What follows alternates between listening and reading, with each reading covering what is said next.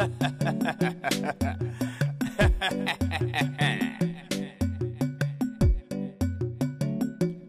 yeah, oh, slow. Oh yeah. A silfie. Quabota. Cocotaco. Hello. Hello. Hello. Be Quabota. Hello. Hello. Cocotaco. But your finance minister, we are showing crime kakra.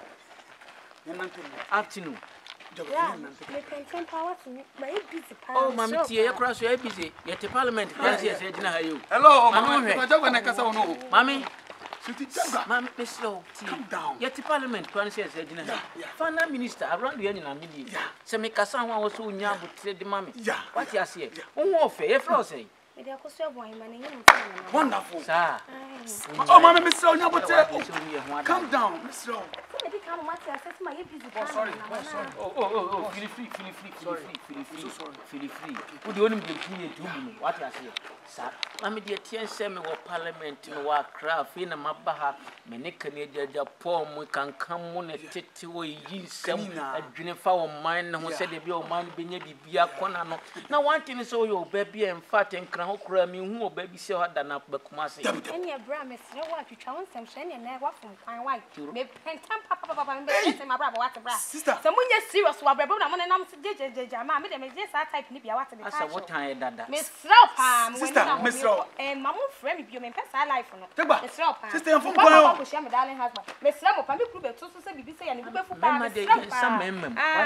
You're going to make me a hello. And my car will say, so we probably shall be proven pass our little who and who me come pass our life on him to be some of your cronia, but some pass some area boys, some babies. Oh, the pass, some surprise. Won't you coach, name it tight? Any dimension. Hello,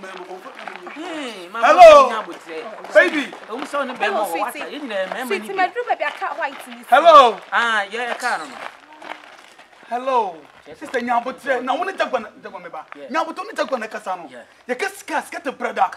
Quite and the only year was no be I'm telling you. And you come and say, so about what I said, sisters, the way of form city. But the most of my Casama. Now, but come down. Come serious, I'm telling you. Someone is serious. Get serious, my lover. When you're serious, boss, please stop. Come on, you're the me. Come on. Semi Kruba, Semi Kruba, whom I to check. Oh, yeah. When I'm to Chaman, yeah, my one name, what you see? You won't make my papa be here. But to crumble. Ah, Mamma, I'll be sure Banner own car, woman, bless her. Huh? My name is no, I'll cry. Me, Renier. You could back up and do Viase. Miss Ropas medical catch or some the way you have myself to come on Sabbath. I don't know, yes, sir. Why? Also, I'll come back to you, Dinahui. More to you, Dinahui. Mamma, 2 minutes, my son. I'm so more respectful, Mammy. Oh, more respectful, Banner, more respectful. You could be my community, my own kind of monkey can of Mammy. Remember, Mammy, so the same about cats, I'm no way. Go for us, one the theatre. Mammy, no class. Go on, what's that dog? My crying casa. What was the casa? Mirror, Miss, and Uncle Mamma may be feeling and say, Being sent on me, chose 7 years, Ducano. And once a place between my cheats and my brothers, and I mean, we move free by crack. Oh, how is it? More fast, so won't mean so woman harm, so yeah, any a case council only being chairman. Now, we are just we are okay. I don't know about the minister. What indeed the minister? Finance minister, a big and a ta. No more boys about what is a I know what moves you and Sabia. Ah, I said, moves of baby, your man with the I've never shown my Bethlehem. Yeah, but your Bethlehem. I could see your Bethlehem.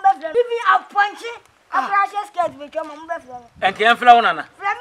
Mini, we are for what? Oh, yeah, you see any fish or ya, Crabao, yeah, one Casa. Run a bomb.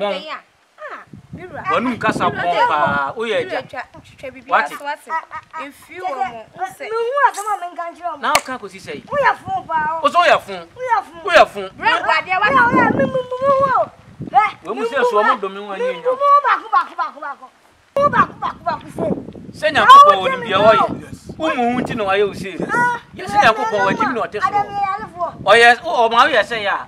Can you be a brother? That's all you know, my bear muscle chain. Near the neck.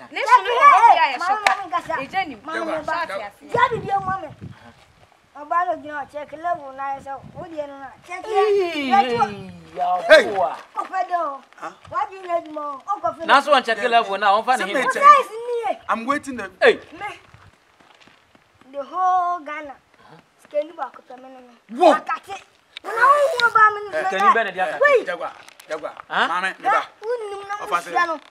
Musiano club, Mufas, yes, I dear memo. I dear mayo. Woman flower, woman flower, honey, time in flower, Sanyamin, I also. Mamma, dear Tamo, what you out to Mamma, dear Tamo, what you am another medium in Yamu. Oh, I don't know. My trap parliament here. Papa wait to me now and Cassan Tiamis. Mammy, Papa, you're I'm sorry, I don't come enough for ball and not I wanna come. Wait,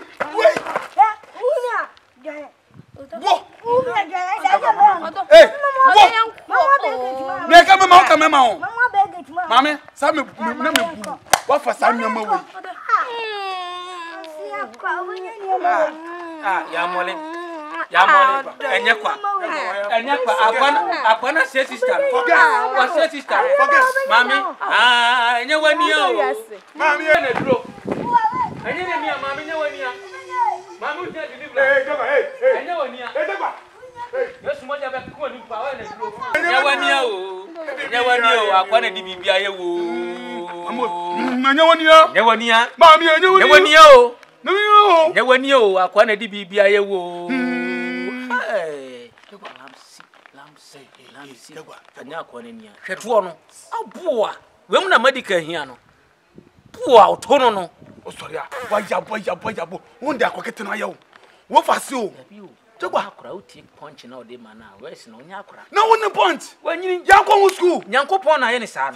Yanko Pona, Yakwanis, one Yakra. They're going to move from this category. I say, I'm from this category. What do who could this category? Make the who could this category not maybe I'm more and I'm not winning. Talking for you, but some one person with the catcher or talking so. Maybe I didn't do him for left, but you got me so. My men for woe and could just go through some schedule bar. Now, the Biakum for no more. With the asses of one financial. Miss Samuel Messon and Bill, I took us some Biaba. To me so. We have no compartment on them. One answer, Miss One answer. I'm some phone. But some do what this can do. Come do this category. Nanka. What we shall Nanka woo. Nanka made this come. Nanka, show mammy. And yet, I met you said yes, Cadoon. Though Bakubu is 2 years. We near 2 years. It won't come in 2 years. Within 1 year, but can't wait and this cannot can I away.